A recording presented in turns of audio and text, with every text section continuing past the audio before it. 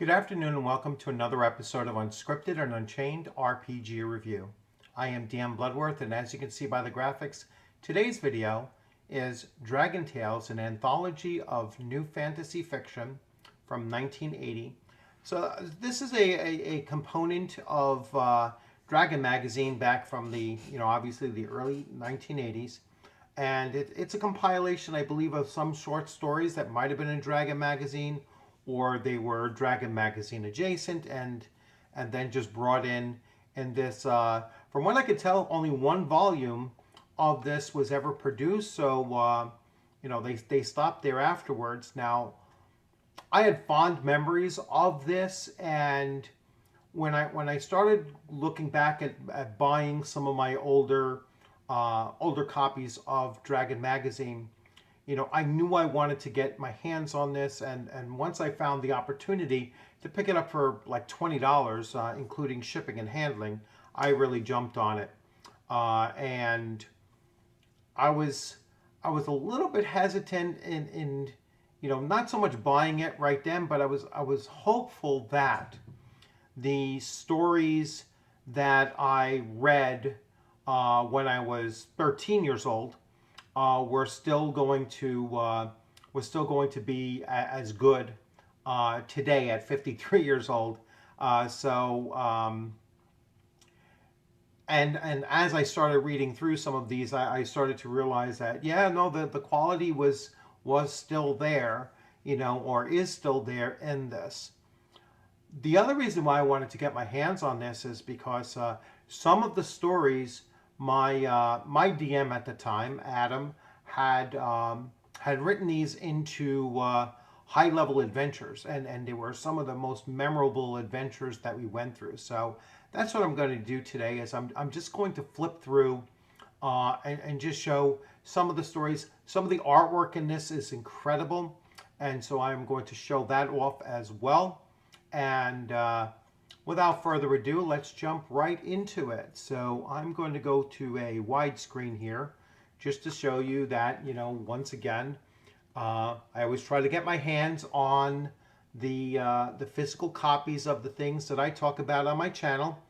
And strangely enough, I could not find a PDF of this anywhere online. So I will be utilizing my desk camera to actually flip through it, so there will be some distortion of the pictures, and it's not going to align up perfectly well, certainly not as well as a PDF, but you'll also be able to see the quality of the of this physical copy that I did pick up, so which is really quite good. One of the other things I noticed is that the cover of this is actually fairly sturdy. So that was something I wasn't quite remembering of as well. I thought it would just be like a regular Dragon magazine cover. So I was glad that it was a little bit more secure than that. Also, on a side note, I did finally get my dice from the TSR store, or this is from the hobby museum in Lake Geneva. And so as you can see, I picked up several of these. Now, these dice sets, I got 4 of them.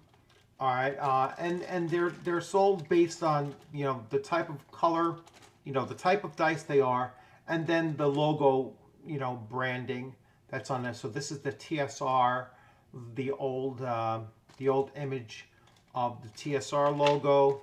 Then we have this other TSR logo. There was a 5th one, but they were out of stock on those dice. But the other main buying point of this was they were only $4 a set, and then a flat rate of $8 to mail them. So I picked up 4 sets of dice for basically $24. You really can't go wrong at $6 a set. So I was happy to get those. I may or may not get the other one. I'm not sure. Just to have the board, and they did come with little icons. Actually,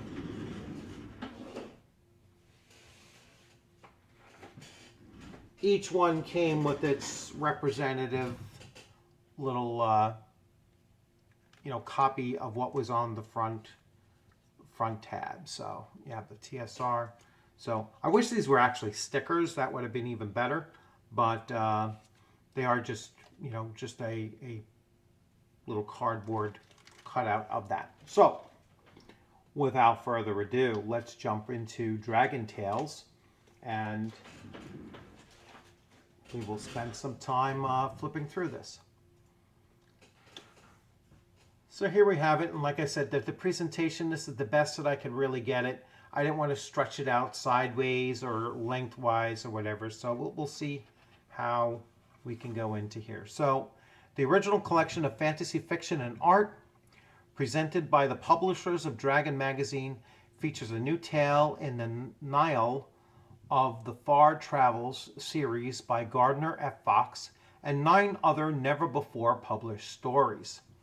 All right, so I guess just the other stories were published by Gardner Fox, and the rest were never published before. This is edited by Kim Mohan, designed by Bryce Knorr, and as you can see, 1980. Well, actually, you can't because it's down there. But this is the story that I really bought this book for, because this is one of the adventures that my DM converted, or one of the stories my DM converted into an adventure, and this is the one that I was like really excited about, and I was hopeful that it read as good as it did back when I was 13 years old, and it certainly has. I literally have not had that much time to actually sit through and read through the entire thing. I've gotten about halfway through. So I'm certainly going to continue reading this. So this is a story by John L. Jenkins, illustrated by James Holloway. Rest in peace, James Holloway, who recently passed away. And you can see already the artwork is really, really top notch. I wish I could get the bottom half of this, because I always thought that was a halfling for some reason, but now I know that it's a depiction of a gnome. He doesn't look very gnomish though, but he's wearing shoes, so that's the one thing. So the wizards are dying, and like I said, my DM at the time had converted this into a high-level adventure, and you'll see why it becomes high-level very quickly. But it all centers around this very magical cross, and where they're following this legendary story that the cross is apparently tied to, and like I said, I haven't completed reading the story yet, but going through, you can see some of the artwork that is in here. And, as I said, unfortunately, I can't quite catch everything as... there we go. All right, so you can see awesome artwork.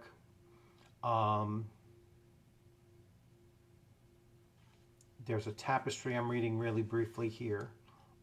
So a lot of wizards that you can see here. This might be the sage that they were going to get some information from.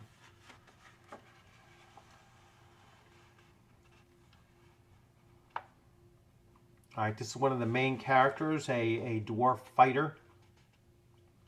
Very, very powerful. His name is slipping me right now, but Canal or something like that. Let's see. Where is your name? All right, so the elf is Phaendril, the human cleric is Daem, and the dwarf fighter is, it's like, oh, Arcan.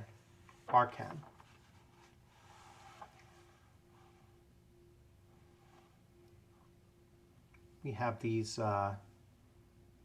potentially manticores. If I remember, my DM put these in as manticores. So you can already start to see the level of the adventure once you see that there were manticores in it. Again, I always thought this was a halfling, or at least I recall it being a halfling. I was playing a halfling character at the time, so, but apparently he is a gnome. And I didn't own this book back then. My DM did. You can kind of a spoiler alert, but you can kind of see why this was a high-level adventure. All right, so there is a lich in it, and here the party members are just sealing it off and running away, basically, or sealing it off so no one else can go in there. Again, have to reread and see how it turned out for them. If I recall, we most likely did exactly the same as this looks like, just sealed it up and ran away. We learned during our AD&D times, particularly with that particular DM, that you know, if we wanted to survive, we had to be very, very picky about the way that we entered combat, or whether or not we entered combat, because the way he ran his campaign, there was very, very rare to find even rumors about resurrection. There was no way to come back from death. Your character died, your character was most likely dead. And I've told the story a number of times. The only time that he ever, you know, supposedly put a resurrection scroll in the game, he deposited it in the Tomb of Horrors. And so it was not an easy thing to acquire, and actually we never did. We actually lost about 8 characters trying to bring back the life of one other character. So, Dragon's Fosterling, I don't recall this story at all, but I'm looking forward to rereading it. And this particular one is by Rudy S.W. Jung. Out of the Eons, so this is by Gardner Fox, and I'm assuming that this is a continuation story from, as they mentioned, possibly from previous Dragon magazines. Excellent artwork for it.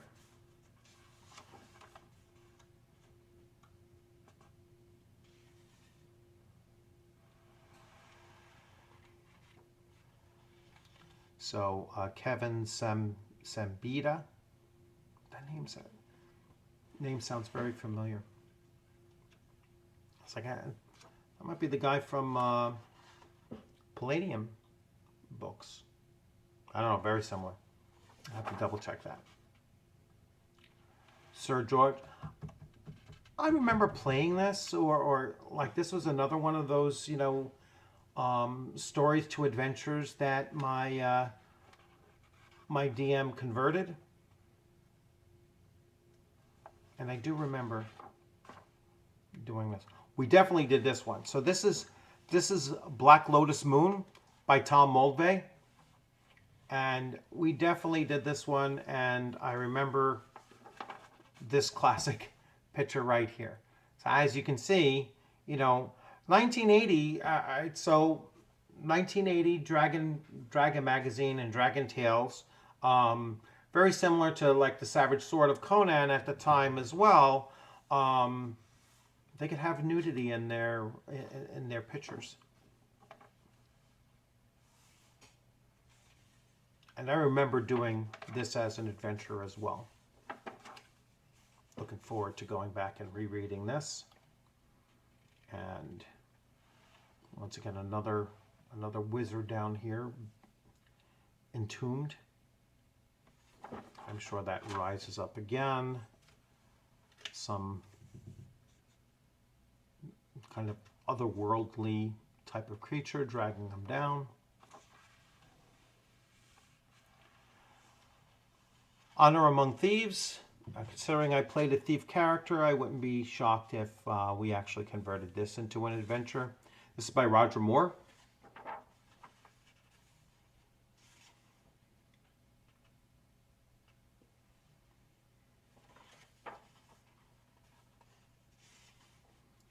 This is Ice Stream. As you can see, the art reflecting woman, giant woman, looks like she's potentially melting. This is by David F. Nally, or Nail. Art by Chris Roth. Into Darkness Hunting by John Ray Frank.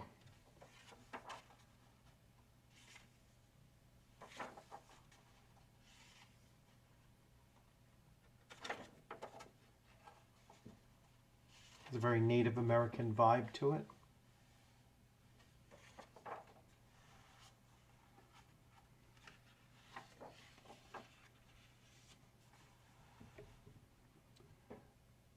The Diangari.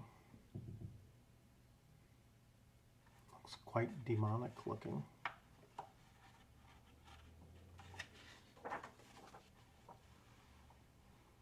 Just Call Me Albert.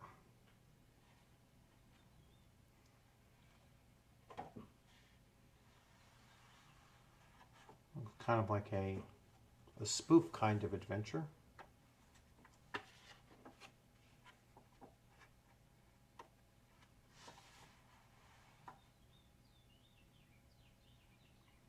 Pretty brutal looking creatures.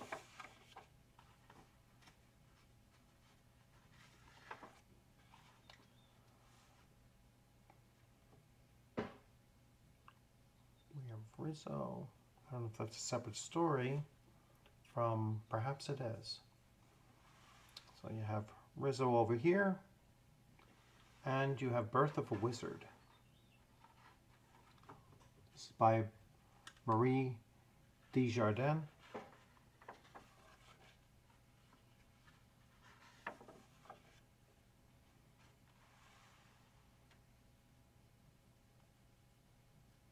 And then they have an advertisement for Dungeons and Dragons at the back.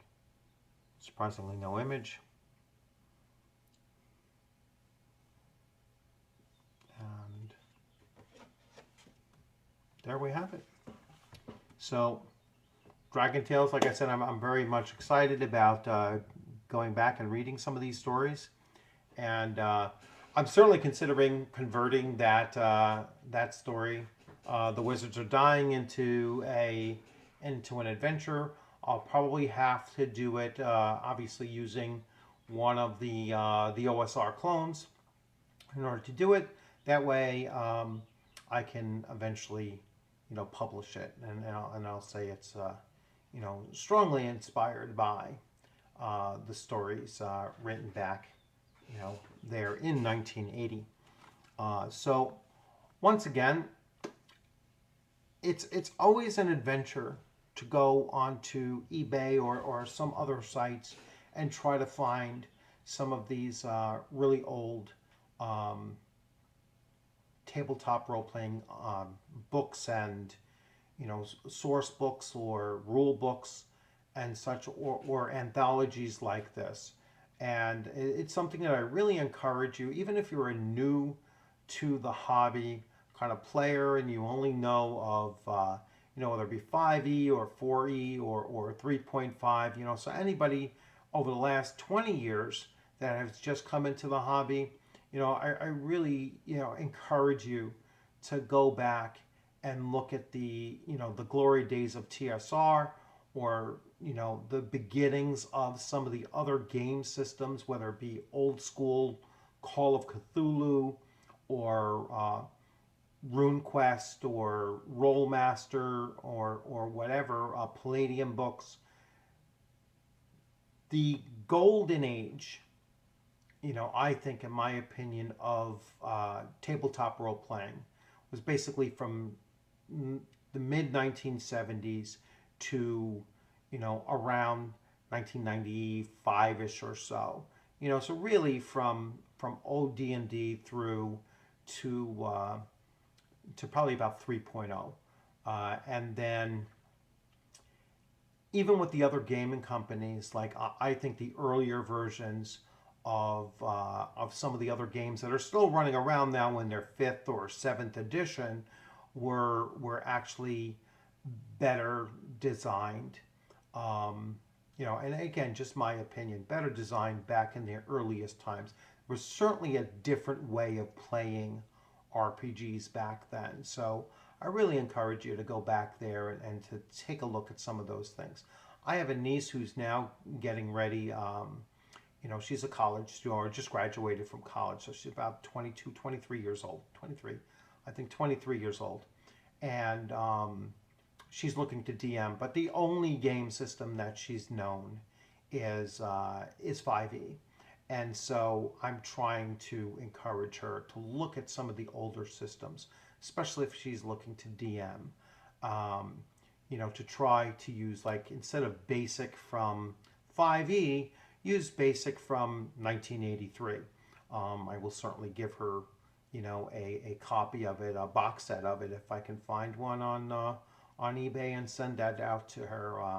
Actually, that's probably something I'll do, you know, fairly soon, to just send it to her and let her see the real beginning, or very close to the beginning of the hobby. And so, once again, thanks for joining. I hope you liked this video. Please give it a thumbs up if you did. If you hadn't subscribed, please consider subscribing.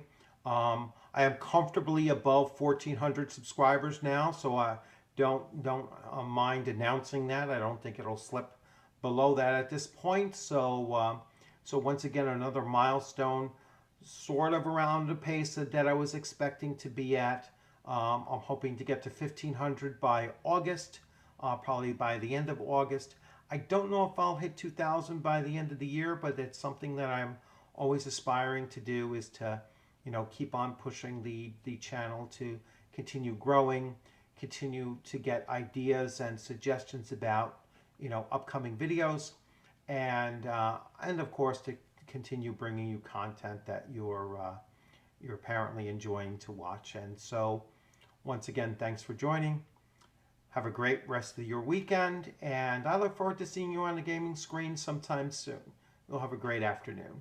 Take care.